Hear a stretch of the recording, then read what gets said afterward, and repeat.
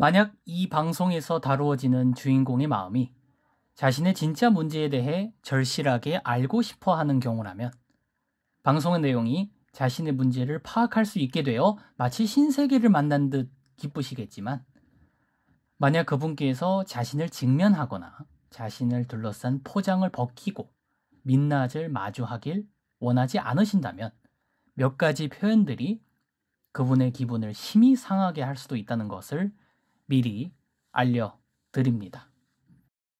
무엇보다 이 방송은 자신의 마음을 알고 또 자신의 마음을 통해 자신의 문제를 해결하려는 모든 분들을 위한 방송임을 알려드립니다.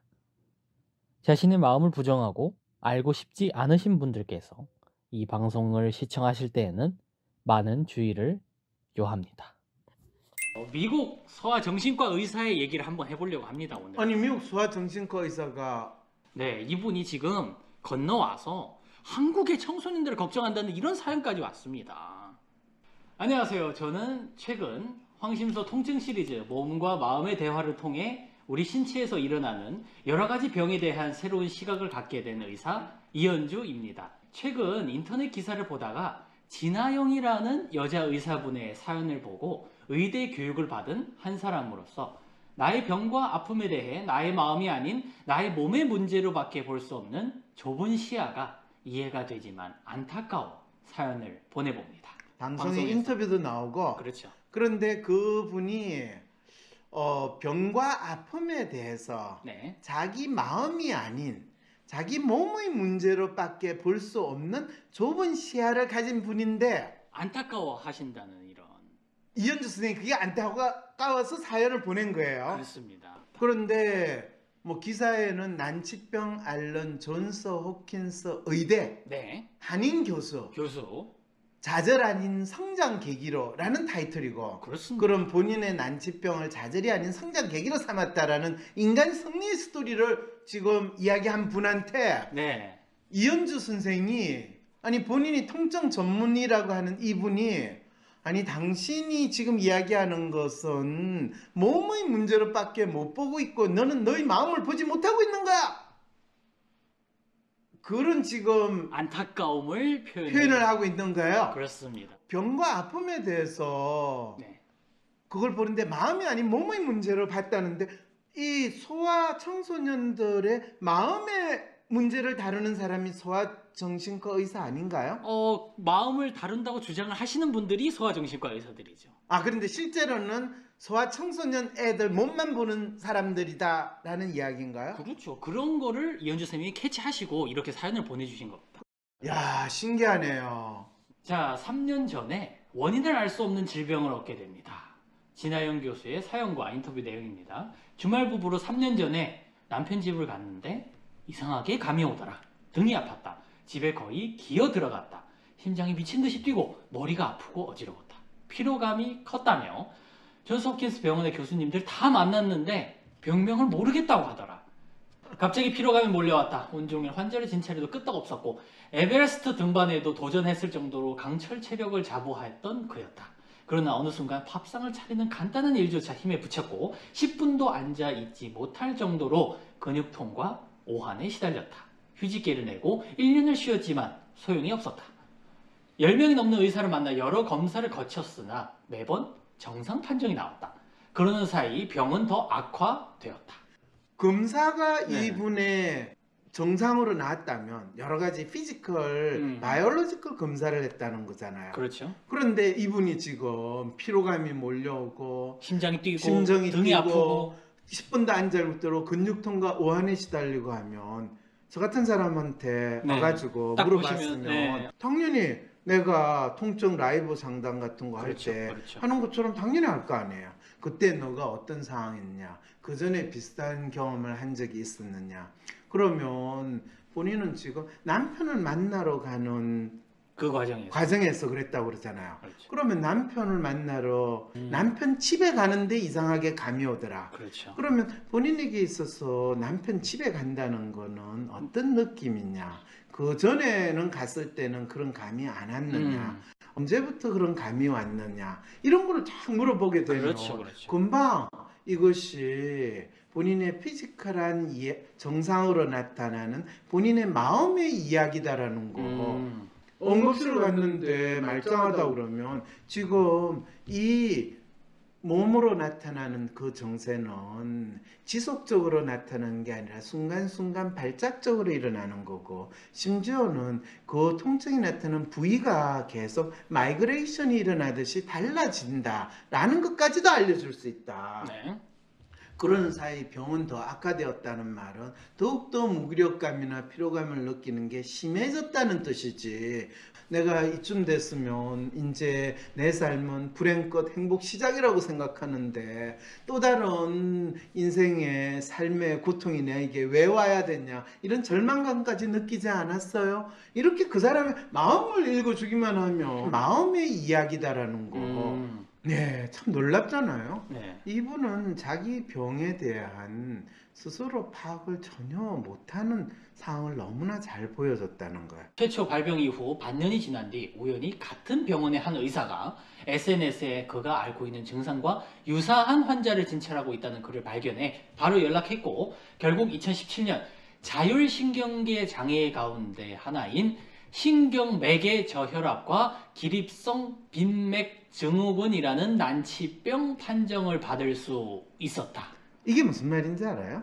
모르겠어요. 저혈압은 알았어요, 지금. 네, 신경이 매개돼서 혈압이 낮게 나타난다. 혈압을 잰다라는 거는 우리가 혈관을 따라서 피가 흐르는 그 압력을 재는 게 혈압이라고 표현을 하잖아요. 네.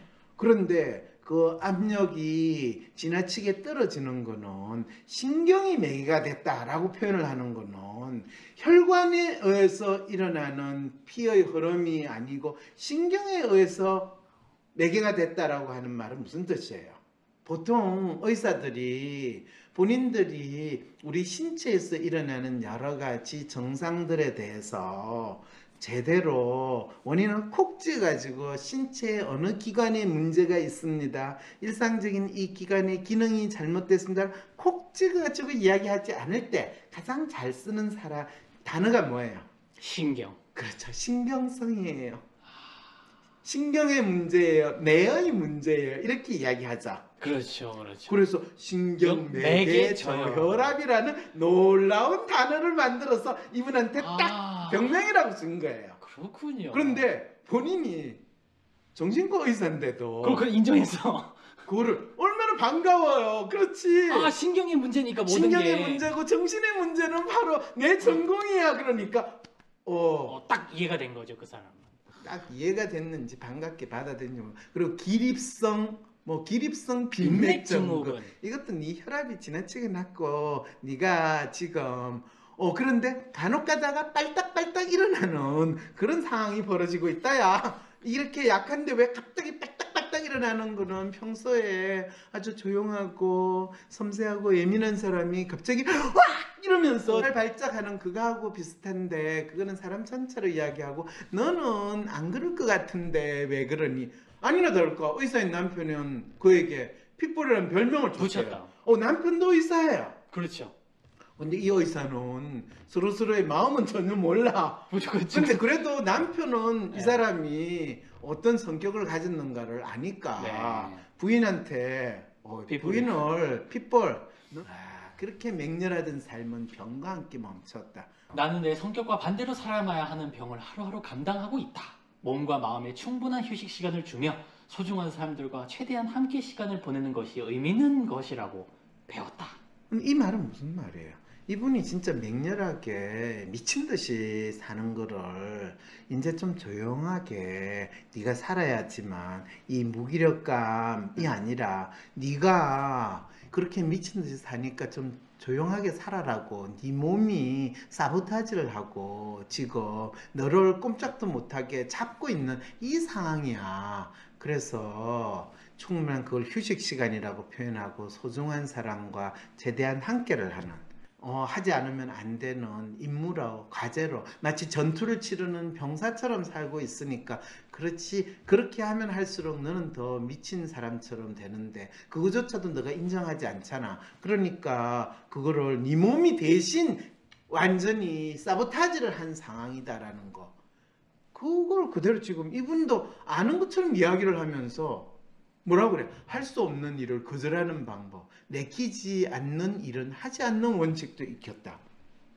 왜? 지금까지는 본인이 주인님 시켜만 주세요. 제가 뭐든지 미친 듯이 일을 하겠습니다. 그리고 하면서도 그래 나는 이걸 끝내야 돼. 잘해야 돼. 그래야지 주인님이 나를 이뻐해 줄까? 이러면서 끊임없이 살았으니까 지 인생을 사는 거예요? 아니면 주인님을 위한 노예의 삶을 미친 듯이 자기 몸을 갈아가면서 살고 있는 거예요? 그 일을 하고 싶을까요? 진짜 그 일이 진짜 이분한테 좋은 일일까요?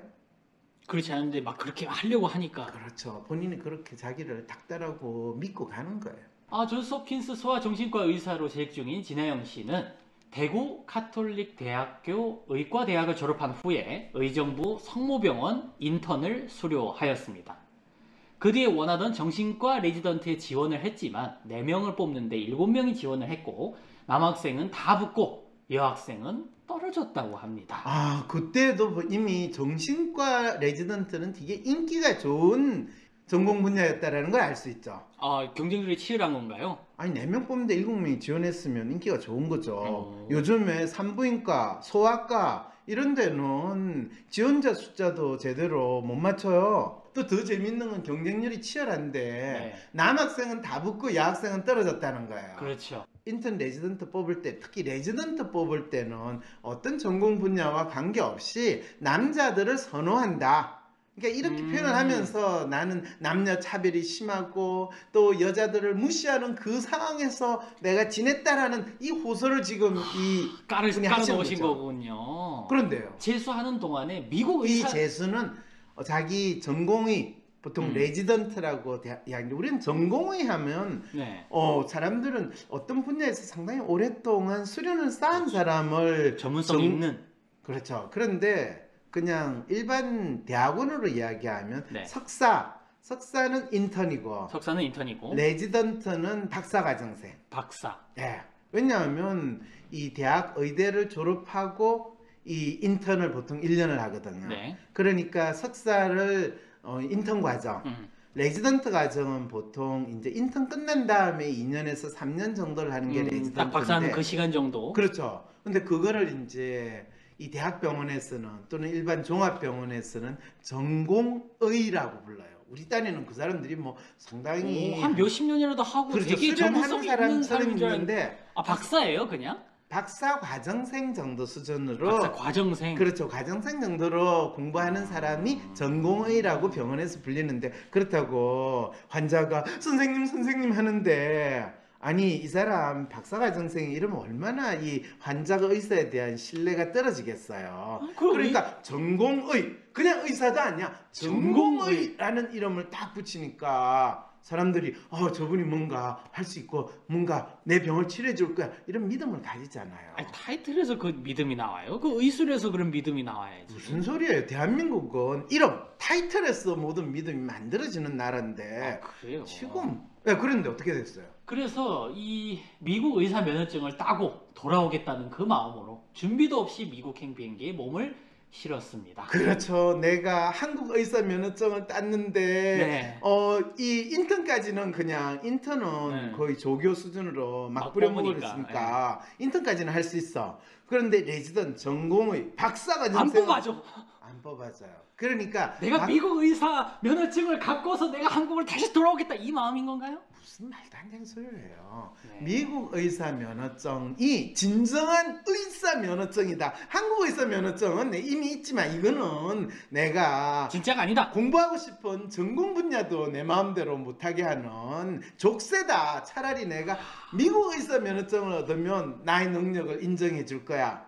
이 마음이 되는 거죠. 그래서 그걸 재수라고 표현을 하고 이건 마치 이 지잡대 가면 내가 대학을 간 것도 아니고 그러니까 인서울 대학을 가겠다라는 마음하고 똑같은 편입을 거죠. 하든 어떻게 그 석사를 가든 이렇게 다시 하려고 하는 그 마음이군요. 딱 1년만 머무를 계획이었으나 미국 의사 면허 시험을 1, 2차를 상위 3% 성적으로 통과하여 그렇죠. 미국에서 레지던트를 지원하기로 결심. 그럴 때 이제 항상 재밌게 생각하는 게 네. 미국 사람들은 쟤는 한국에서 의사 면허증 있는데 네. 미국에 와서 또 의사 면허증을 보려고 한다. 가지려고 의사 면허증 시험을 본다. 그럼 그 의사 면허증은 그냥 의대 나와가지고 보는 의사 면허증일까요? 아니면 기존에 다른 나라에서 의사 면허증이 있는데 이거를 이 미국에서 의사를 할 수 있는 수준인지 아닌지를 확인하는 시험일까요? 아무튼 미국은 모르겠는데 호주는 확인하는 걸로 알고 있습니다. 아, 우주는 확인하는 걸까요? 근데 그 운전면허도 확인을 의사 확인 면허 시험 1, 2차를 상위 3% 성적으로 통과했다. 아니 이거 그래서 미국에는 이제 안 돼요. 미국에서 레지던트를 지원하기로 결심을 했어요. 네. 근데 그 레지던트를 하버드 내 영상 연구소를 하버드래잖아 하버드. 아, 그럼요. 그 하버드는 원래 이름 가지고 장사하는 곳이니까 뭐 저 이름을 잘 쓴 거죠. 그러니까 하버드 내 영상 연구소를 거쳐서 그럴 때는 뽑아주지를 안 해서 그래서 의과대학 정신과 레지던트에 합격해서 네. 동대학 소아정신과 펠로우 과정까지 이수를 했다는 거예요. 펠로우면은 뭡니까? 이게 의과대학에서는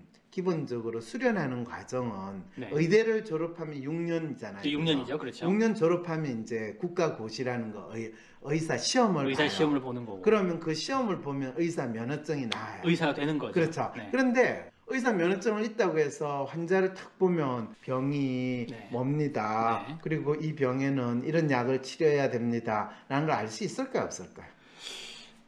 제 그 사촌 누나가 의사를 하지 않습니까? 아, 그런가요? 모르시더라고요. 몰라요? 그때는 그 상황에서 그렇죠. 졸업하고 나서는 의대에서 의사 면허증 받고 나서 본인이 환자를 보면 저 환자의 병이 내한테 옮길지도 몰라 이런 무서움 정도나 있지. 아니 그래도 살짝 코스프레를 하시더라고요. 살짝 참으시면서 뭐 그럴 수도 있어. 그럼요. 본인이 내가 환자의 병과 네. 약에 대해서 아무것도 모르는 것을 결코 저들이 눈치채지 못하게 해라. 그럼 박사과정으로 보통 이야기하는 레지던트가 기본적으로 2, 3년이에요. 2, 3년. 그럼 레지던트는 앉아서 뭐 진찰하고 합니까? 당연하죠. 레지던트를 뭐라고 부르느냐 하면 전공의라고 불러요.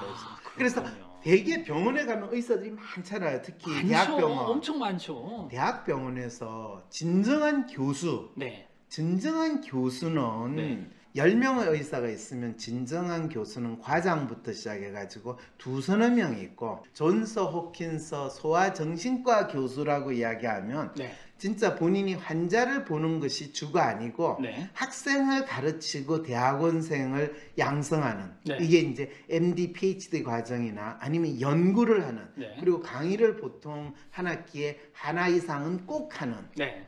그 강의도 그냥 한두 번 하는 게 아니라 적어도 10주에서 15주 이상으로 풀리 그 강의를 하는 네. 그 교수가 진정한 교수예요. 병원에서는 외래 교수라고 표현을 네. 많이 하거든요. 네. 그럼 그는 일반 대학에서 시간 강사가 외래 교수라고 표현을 해요. 그러니까 그 의과 대학의 외래 교수라는 분은 네. 보통 대학교의 시간 강사에 해당하는 거죠. 한 학기 내내 강의와 연구에 몰두하는 교수가 아니라 교수 타이틀을 가지고 지내는 분이다라고 생각하면 돼요. 박사님은 연대 계실 때는 교수죠. 진정한 그래서 교수. 그런 교수를 평교수라고 이야기해요. 그런 교수가 되는 예, 겁니까? 평범한 교수. 평범한 교수. 예, 그래서 특히 대학병원에서 인턴 레지던트는 좋게 이야기하면 학교에서 책이나 논문으로 배운 내용을 직접 환자를 접하면서 네. 더 숙련된 의사가 그 환자를 치료하는 걸 네가 옆에서 보조하면서 환자를 실제로 경험하면서 진정한 의사로 거듭나는 과정이 인천 레지던트 과정이 되는 거죠. 어떻게 보면은 이게 진정한 실습인 거네요. 그렇죠. 실습이죠. 뭐 대학병원 입장이나 종합병원 입장에서는 의사를 뽑아가지고 10명의 그 과에 의사가 있다면 네. 실제로 이 한 두세 명만 월급 확실하게 주는 정규직. 정규직 교수로 쓰고 네. 나머지 인턴 레지던트는 비정규직으로 알바. 뭐 알바라고 표현하는 알바보다 좀 건 낫죠, 뭐. 아니요. 실제로 일은 사실 인턴 레지던트가 제일 대학병원, 종합병원 인턴 레지던트가 일을 다 해요. 아이고. 그래서 지난번에 의사 그 파업할 때 전공의 파업을 하니까 모든 종합병원이나 대학병원이 마비가 된다라고 난리를 쳤던 건 환자는 주로 전공의들이 보거든요. 근데 전공의들은 본인들이 언젠가는 내가 대학에서 저 교수님이 되겠지. 교수님이 될 그 희망, 그 다음에 또 본인이 나중에 나가가지고 병원을 차리더라도 전공이 우리 이현주 선생처럼 총정 전문의 이렇게 전문의라는 그 타이틀을 받기 위해서는 이 과정을 거쳐야 되는 마치 박사 타이틀 또 받듯이 똑같이 그 타이틀에 의해서 그 사람의 똑같이 역할이 타이틀이 아니라 수련 과정을 좀 더 제대로 했다라는 거를 얻기 위해서 이제 레지던트 과정을 끝났는데 더 재밌는 거는 네. 그렇게 되면 좀 써먹을 만하니까 이제 얘가 병원을 떠나잖아요. 그래 끝났으니까 좀 써먹으면 더 썼으면 좋겠는데 더 몇 썼으면 년 좋겠죠. 어떻게 또 방법이 없을까? 그렇죠. 그래서 새로운 제도를 만들어요. 그게 바로 펠로우라고 하는 제도가 되는 거죠. 그렇군요. 그래서 보통 인턴 1년, 레지던트 3년에서 4년, 요즘에 펠로우 3년 아유. 이렇게 해가지고 거의 10년을 노스캐롤라이나에서 펠로우 과정까지 이수한 다음에 그렇죠. 존스 홉킨스의 소아정신과 교수로 재직 중이라면 이제 이 교수는 대체 어떤 교수냐라는 질문을 이제 또 해봐야 되는 거예요. 뭐 하루에 거의 대부분 근무 시간에 이 환자를 보는 의사는 본인이 학생을 가르치는데 사용하는 시간과 환자를 보는 시간 네. 이 비율이 어느 정도 될까요? 이거는 미국이나 한국 같은 경우에 생각을 했을 때 네. 연대 같은 경우는 세브란스 병원에 내가 의사자 교수다. 연대 의대 교수인데요 라고 할 때 그럼 환자 보세요. 당연히 환자 보죠. 그러면 하루에 근무 시간이 8시간이면 이분은 환자 보는 시간은 그 8시간에 몇 프로고 학생들 가르치는 시간은 몇 프로일까요? 그래도 교수니까 그래도 반 이상은 그래도 학생들 가르치고 조금씩 이렇게 출진하시고 이런 거 아니에요? 그렇죠. 그렇게 교수니까 이야기를 학생들 가르쳐야지. 그때 그 학생은 인턴이나 레지던트일까요? 아니면 의대생일까요? 의대생? 의대생을 가르치는 거는 그 대학병원에 일하는 의사가 쓰는 시간에 1년에 본인이 쓰는 시간의 10% 이하예요. 1년에 10% 이하라고요? 네. 그러면은 나머지 시간은 레지던트 가르쳐요? 인턴 레지던트를 부려가지고 열심히 환자를 치료를 한다라고 이야기를 하는 게 맞겠죠. 이제 훈련시킨다라고 하면 너무 격조 없이 표현하는 거고 표현하니까. 그 인턴 레지던트도 학생이지 않냐 아까 말한 석사과정, 아하. 박사과정 그래서 나는 교육을 한다라고 이야기를 하고 또 항상 직접 교육을 하는 게 꼭 강의실에만 있는 게 아니고 내가 쓰는 모든 시간 나머지 시간은 연구를 한다라고 이야기하는 게 의대 교수의 삶이라고 이야기를 한다며 처음에는 정말 억울했고 지금도 가끔 서럽다고 하지만 억울할 때마다 억지로 좋은 점을 찾아내는 훈련을 했다. 이젠 병을 앓기 전에 나보다 앓고 난 후에 내 모습을 더 사랑한다 라고 말했다. 참 나름대로 네가 하는 것이 억지로 하는 게 아니라 의미 있는 일이고 너에게 참 좋은 거다 했는데 그거조차도 억지로 찾았다라는 건 얼마나 이분이 자기 문제에 대해 자기 병의 에센스가 뭔지를 모르고 그거를 또다시 자기가 억지로 해야 되는 훈련으로 했다라는 거. 가슴 너무 아파요. 죽을 병도 희귀병도 아니지만 낫지 않는 병이라고 설명하는 것은 무리하지 않고 물과 소금을 대량으로 섭취하면서 혈압을 올리는 수밖에 없다. 네, 이게 이제 자기 마음의 문제가 뭔지, 자기 마음이 뭔지를 모르시는 분이 그래도 뭔가 물리적인, 생물적인 이유를 갖다 붙여야 되고 또 그거에 대한 이 신경이 혈압에 영향을 미치는 기저의 영향을 어떤 식으로 바꿔야 될 거 아니에요. 그러면 그렇죠. 이 신경이 어떤 기능하는 거에 영향을 미치는 거에 가장 대표적인 현상을 생리학에서 그걸 삼투압 현상이라고 그래요. 삼투압 현상. 예, 그게 나트륨, 칼슘 이것이 전해 물질이라고 이야기를 해가지고 네네네. 신경이 시냅스로 전달이 되고 그리고 시냅스를 통달을 할 때는 삼투압 현상이 있어서 전기 자극과 같이 그렇게 바뀌고 어쩌고 저쩌고 이게 신경의 기본 이 작용 메커니즘을 설명하거든요. 그래서 소금물 먹는 거예요 지금 이 사람? 아주 과학적인 지식을 가진 걸로 이래가지고 치료법을 하고 있는 거예요. 물과 소금을 대량으로 섭취하면서 혈압을 올리는 자기 마음이 자기 몸한테 어떤 이야기를 하는지를 모를 때 저런 식의 소금 이 처치법이 의사들 입장도 신경이 혈압 떨어지는 거에 영향을 미치는 거야. 혈관도 아니고 지방질도 아니고. 신경, 혈압. 그래서 병을 얻은 후 그는 자신의 인생뿐을 한국의 청소년들에게 눈을 돌렸대요. 이건 무슨 말이에요?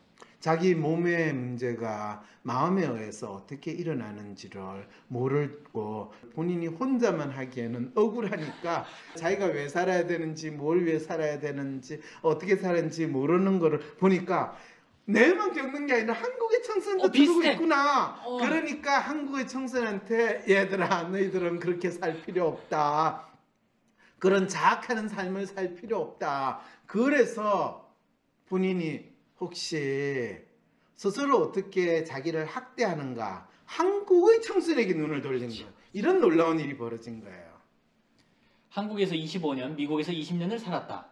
한국의 젊은, 특히 어린 사람들이 살아가는 모습이 마음이 아팠다. 주위에서 원하는 것에 맞춰가면서 자신의 마음을 돌아보지 못하는 모습을 보고 소아정신과 의사로서 한국어로 책을 쓰고 많은 이야기를 해주고 싶었다.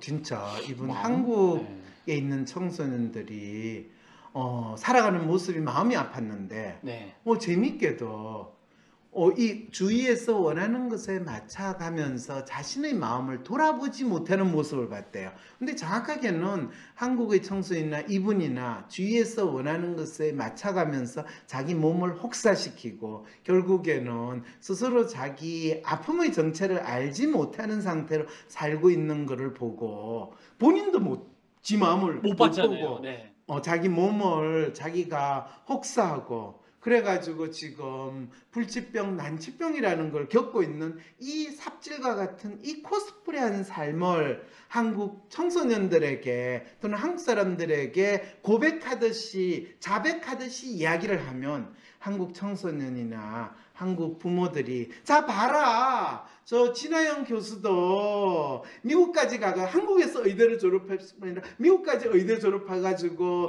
소아정신과 의사로 지금 저렇게 살면서도 지 마음 전혀 모르면서 결국에 난치병 얻어가지고 저렇게 살고 있지 않냐. 니 공부할 필요 없어. 의대 갈 필요 없어. 그냥 지금 누구 눈치 보지 말고 니 원하는 거로 해야지. 주위에서 원하는 거 맞춰가면서 살지 마. 이 중요한 메시지를 한국 청소년한테 알려주시고 싶어서 이분이 지금 자기 마음을 알지 못해가지고 망가져버린 그리고 그렇지만은 사회에서는 성공한 사람이라고 보는 것이 결국에 남는 거는 망가진 마음, 알지 못하는 마음 그것이 난치병을 가진 몸으로 됐다라는 걸 알려주는 거예요.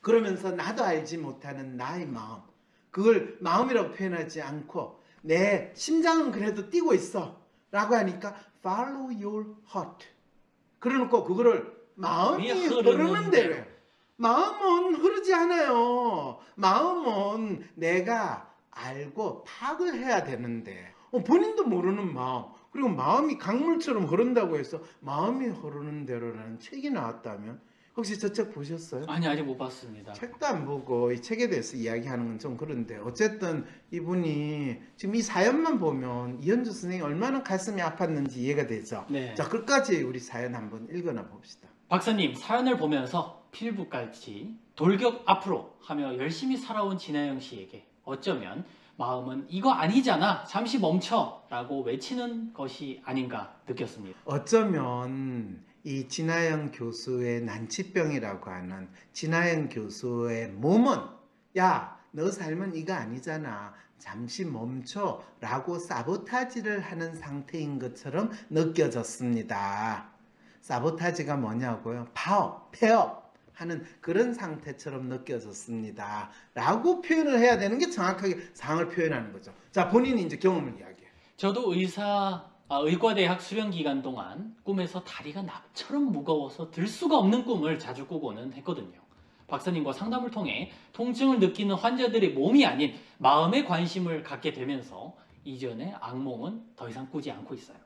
마음이 흐르는 대로 라는 제목은 어쩌면 진아영 씨의 바람 아닐까요? 박사님, 사연에서 드러나는 이분의 마음을 한번 읽어주세요. 네, 제가 진아영 씨의 마음을 읽어줬는데 몸으로 자기의 마음을 진짜 열심히 표현하는 그 상황이다라는 거 여러분 충분히 이해되셨죠? 그리고 이분은 자신의 마음을 알지 못한 채로 몸으로 드러나는 이 통증과 아픔에 있는 이 안타까운 상황을 본인이 책으로 썼어요. 한국의 청소년과 부모님들한테 애 그렇게 힘들게 살게 만들지 말고 그냥 지가 살고 싶은 대로 살게 하라는 그 뜻으로 이 책을 쓰겠죠?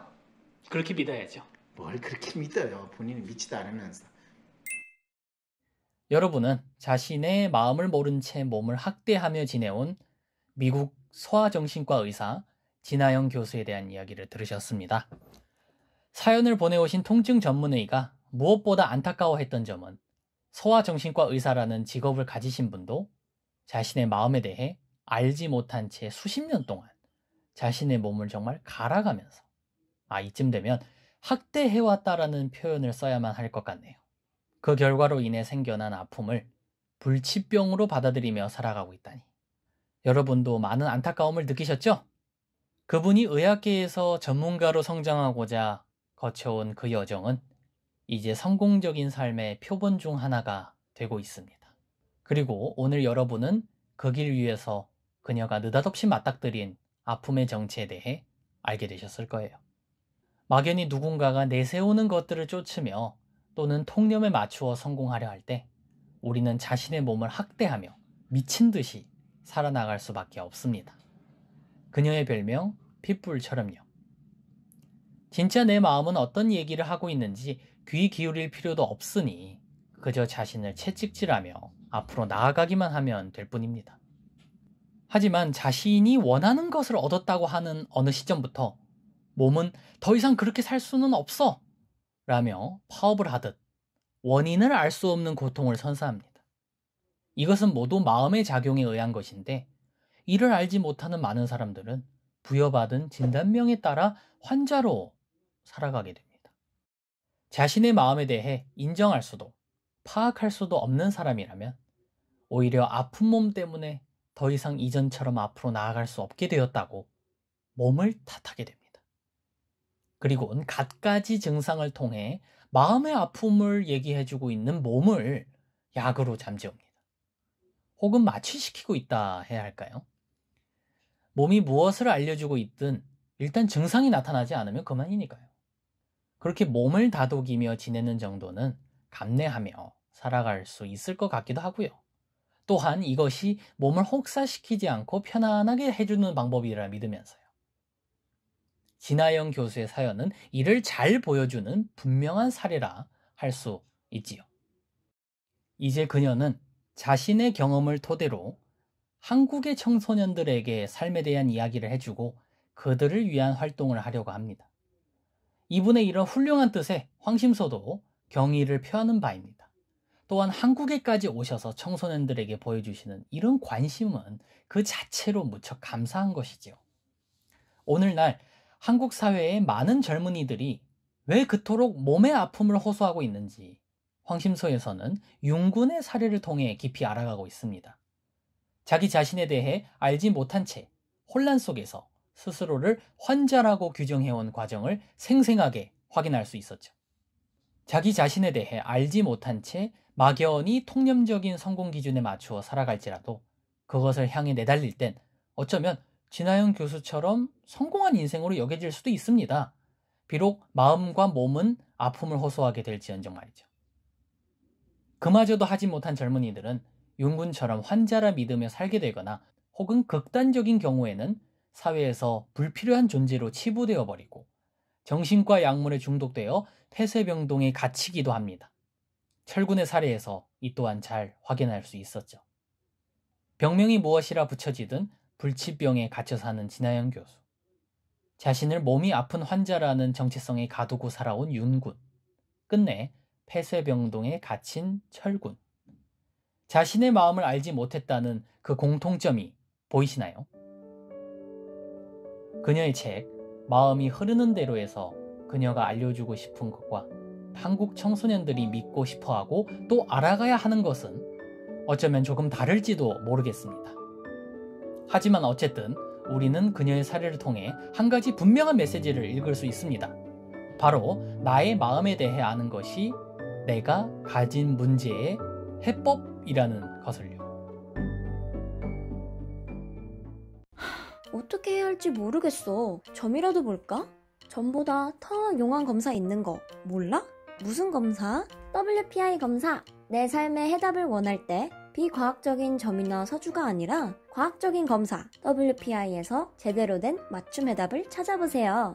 검사는 황상민의 심리연구소 사이트에서 하실 수 있습니다.